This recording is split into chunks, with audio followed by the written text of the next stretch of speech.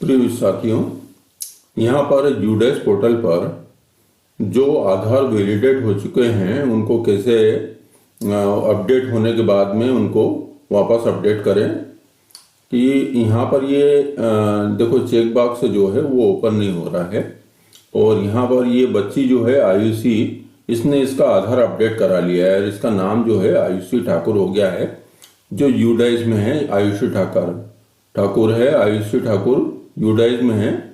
और उसने पहले उसका आधार आयुषी नाम से था तो अपडेट करा लिया था और वो अपडेट हो भी गया था, ग्रीन सिग्नल भी आ गया था, मतलब वो वैलिडेट भी हो गया था। उसको भी मैं आपको दिखा देता हूँ। एक्टिव स्टूडेंट में जाता हूँ, लिस्ट ऑफ स्टूडेंट में, एक्टिव स्टूडेंट में, और यहाँ पर मैं आपको दिखा देता हूँ। देखो लिस्ट ऑफ स्टूडेंट से एक्टिव स्टूडेंट में गया और ये 8वीं की बालिका है तो 8वीं में सर्च करते हैं हम और यहाँ पर देखते हैं ये आयुषी ठाकुर, इसका कंप्लीटेड हो गया है, ये तो प्रोफाइल कंप्लीट हो गई और ये आधार वैलिडेट हो चुका है। अब ये आधार वैलिडेट होने के बाद में ये आधार जो है अपडेट नहीं हो रहा है। जैसे अभी आपने देखा, इसको मैं इसी में जाता हूँ और ये आयुषी ठाकुर, ये आधार वैलिडेट हो गया इसलिए ग्रीन सिग्नल आ गया है। और इसकी जनरल प्रोफाइल में गया तो यहाँ पर इसको हम अपडेट कर रहे हैं क्योंकि उसका नाम आधार में अपडेट करा लिया है तो ये अपडेट नहीं हो रहा है। तो यहाँ पर हमको इसके पेन नंबर की ज़रूरत पड़ेगी। तो मैं पेन नंबर यहाँ से कॉपी कर लेता हूँ इसको और मेरी जो फाइल है आयुषी ठाकुर ये है, इसका पेन नंबर यहाँ इसको मैं पेस्ट कर लेता हूँ, इसकी ज़रूरत पड़ेगी हमें।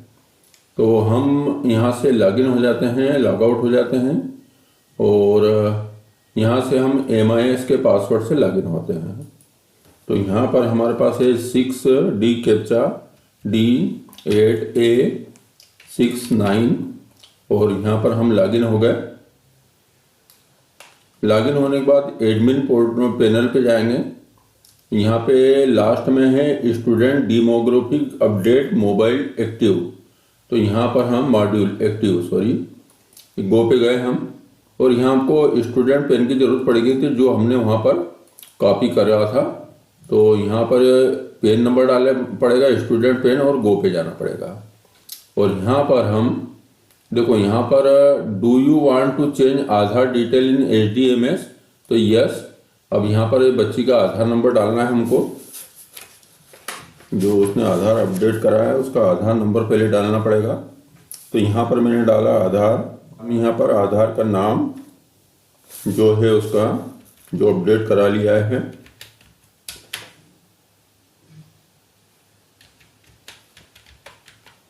ये हमने कर लिया है।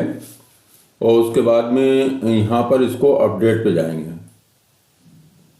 तो स्टूडेंट डाटा अपडेटेड सक्सेसफुली।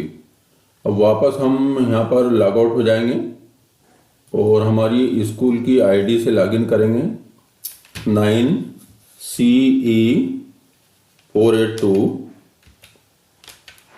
और लॉगिन हो जाएंगे। अब यहाँ पर जो उसकी जनरल प्रोफाइल में जाने की ज़रूरत नहीं है तो यहाँ पर हम वापस जाएंगे अपार मॉड्यूल में, क्लास 8th था और सेक्शन एक ही सेक्शन है ए, गो पे गए।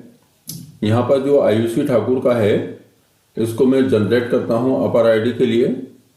तो देखो यहाँ पर आयुषी ठाकुर समान हो गया।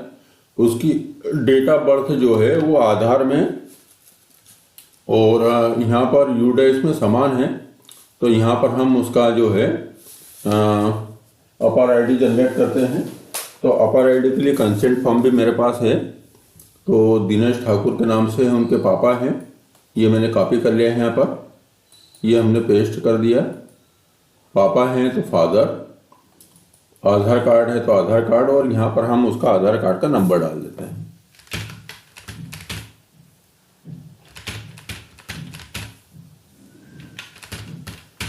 डाल दिया हमने।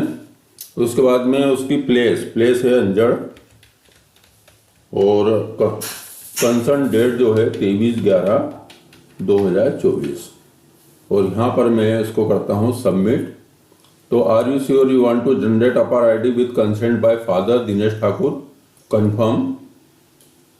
तो ये आ गया request for APAAR ID has been submitted successfully, APAAR ID will be generated within few hours, APAAR ID not available. तो ये कुछ समय बाद, कुछ समय तो नहीं 24 घंटे का समय लेता है और अगले दिन जनरेट हो जाता है। कभी कभी ऐसा भी होता है कि एक दिन में आप अगर 5, 6, 10 इतनी अपार आईडी जनरेट करने की कोशिश करी तो उसमें से 2-3 होगी और बाकी को फेल्ड बताएगा। तो फेल्ड बताया इसका मतलब ये नहीं कि आपका डाटा कुछ गलत है, आप उसको दोबारा कर दीजिए। फिर भी अगर फेल्ड बताए फिर दोबारा कर दीजिए, तो वो एक बार में एक स्कूल की 2-3 से ज़्यादा नहीं लेता है। तो आपका डाटा सही है, दोबारा उसी जानकारी के साथ इसको अपडेट कर दीजिए, हो जाएगा। इस वीडियो को देखने के लिए धन्यवाद। यहाँ पर लिखा हुआ भी आ गया है कि टोटल स्टूडेंट कितने हैं 68, जनरेटेड 28 है, रिक्वेस्टेड अभी अपने 1 करी है, नॉट अप्लाइड 39 है और फेल्ड 0 है। तो यहाँ पर देखो रिक्वेस्टेड 1 जो है वो रिक्वेस्टेड 1 में लिखा हुआ आ जाएगा, यहाँ पर ये ब्लू में आ जाता है रिक्वेस्टेड, और ये जब हो जाएगा तो ये आएगा जनरेटेड, और नहीं तो फिर लिखा जाएगा फेल्ड। तो फेल्ड में दोबारा से वही जानकारी डाल के अपडेट कर दीजिए। इस वीडियो को देखने के लिए धन्यवाद।